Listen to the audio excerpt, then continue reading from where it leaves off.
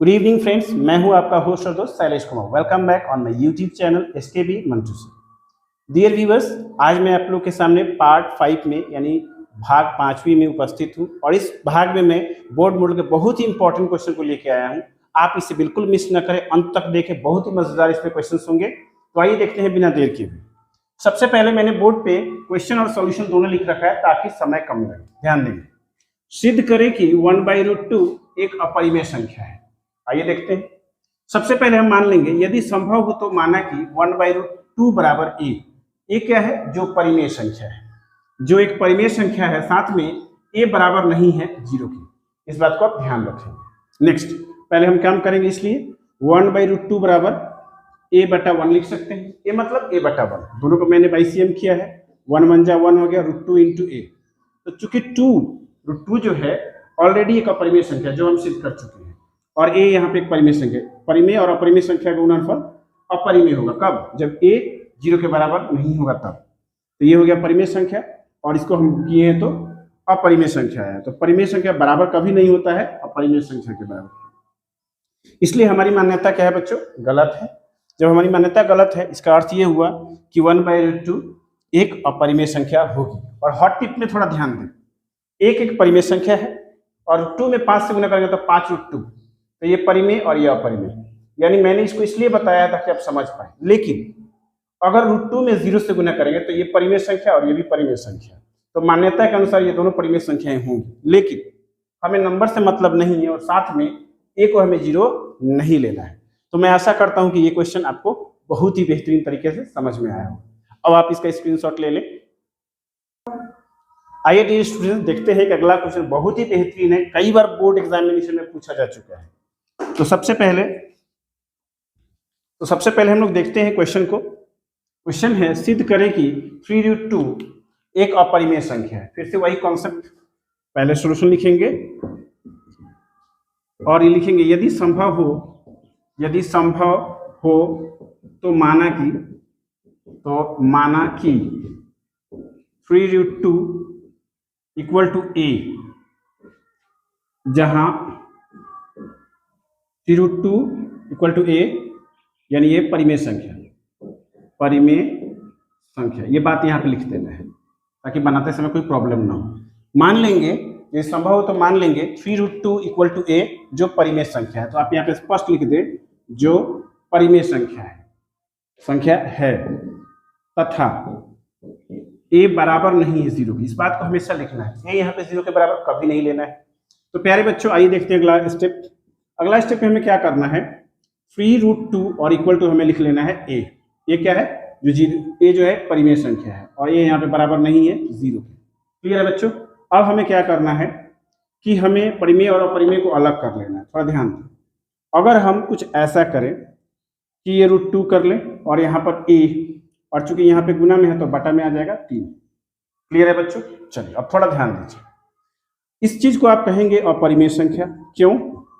क्योंकि हम लोग ऑलरेडी सिद्ध कर चुके हैं कि √2 क्या है? अपरिमेय संख्या है।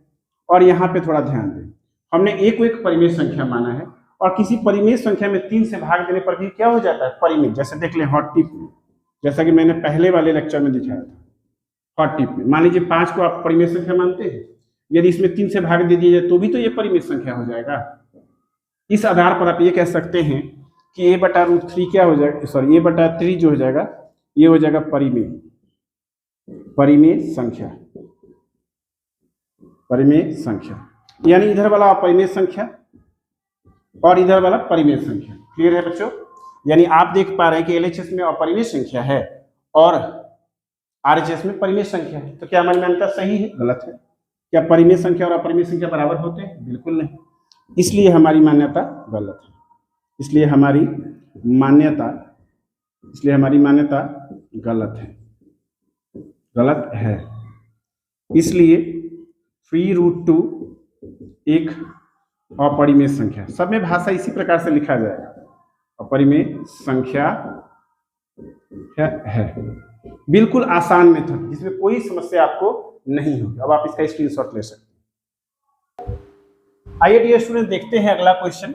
सिद्ध करें कि 3 + √5 एक अपरिमेय संख्या। कई बार बिहार बोर्ड ने इसे पूछा, प्लीज बच्चों इन सब क्वेश्चन पे ज्यादा से ज्यादा ध्यान देकर वीडियो को पॉज कर करके देखें। और मैं आशा करता हूं यदि आप मेरे वीडियो को पूरे अच्छे से शिद्दत से देखेंगे 90+ मार्क्स लाने से कोई आपको नहीं रोक सकता, बशर्ते आप ध्यान से देखें और उन पर बेहतरीन तरीके से मेहनत करें। आइए देखते हैं। सिद्ध करें कि 3+5 एक अपरिमेय संख्या है। कैसे बनाएंगे? फिर से वही पैटर्न। यदि संभव हो तो माना कि 3+5 बराबर a जो एक परिमेय संख्या है, a जो परिमेय संख्या है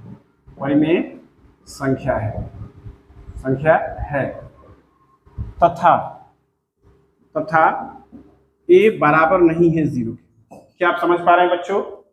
ध्यान दें।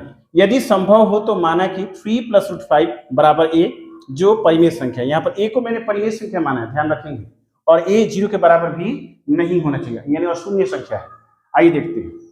इसलिए हम इसको क्या करेंगे? अब लिखेंगे 3+5 और इक्वल टू a लिख देंगे। क्लियर है बच्चों?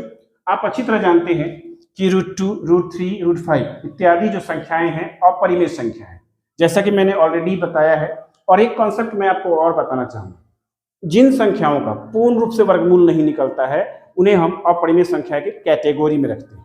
और ध्यान दें दूसरा स्टेप, जिन संख्याओं का दशमलव निरूपण अशांत अनावर्ती हो उनको हम अपरिमेय संख्या कहते हैं। इन दोनों तर्क के आधार पर आप √5 को अपरिमेय संख्या कहेंगे। ध्यान दें। अब हम काम करते हैं, √5 को एक तरफ कर लेते हैं, ध्यान दें, और a +3 है तो माइनस, यानी किसी परिमेय संख्या में से, जैसे मान लीजिए 7 में से हॉट टिप ले लें, ध्यान दें, ये 7 में से 3 घटाएंगे क्या होगा? 4 कैसी संख्या है बच्चों? एक परिमेय संख्या है। बिल्कुल कॉन्सेप्ट क्लियर है। तो एक कोई संख्या है, चाहे वो परिमेय संख्या ही है। मान लीजिए थोड़ा देर के लिए कि अगर मैं a को 3/2 ले लूं और इसमें से मैं 1 घटा लूं तो क्या फर्क पड़ने वाला है? देखिए तो क्या करके आ रहा है, 2 1 2 और 2 में से 3 घटाएंगे यानी 1/2। 1/2 कैसी संख्या प्राप्त है? परिमेय संख्या। अर्थात a में से आप कोई भी संख्या घटाएंगे तो क्या निकलेगा? परिमेय, और इधर वाला अपरिमेय। तो ये हो गया अपरिमेय संख्या, और इधर हो गया परिमेय संख्या। इसका अर्थ क्या हुआ बच्चों? क्या परिमेय संख्या क्या अपरिमेय संख्या और परिमेय संख्या बराबर होता है? बिल्कुल नहीं। इसको हम काट देंगे, इसलिए हमारी मान्यता गलत हो जाएगी। इसलिए हमारी मान्यता गलत है। जब हमारी मान्यता गलत है तो इसका अर्थ ये हुआ कि 3+5 एक अपरिमेय संख्या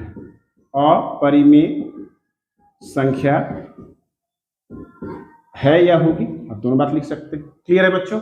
और इस प्रकार से आप ऐसे क्वेश्चन को ज्यादा से ज्यादा प्रैक्टिस करें और आप अपने मकसद में अवश्य कामयाब होंगे। फिर से मैं अगले वीडियो में मिल रहा हूं आप लोगों से, और आप देखते रहिए यूं ही मेरे वीडियो को, और मेरे चैनल SKB मंटू सर को सब्सक्राइब करना ना भूलें। और प्लीज स्टूडेंट्स, आप ज्यादा से ज्यादा अपने दोस्तों में मेरे वीडियो को शेयर करें ताकि आप और आपके दोस्त मित्रगण इस वीडियो से काफी लाभ उठा सकें और बिहार एग्जामिनेशन बोर्ड 2023 में अच्छा अंक प्राप्त कर सकें। Best wishes for all of you guys. Thank you.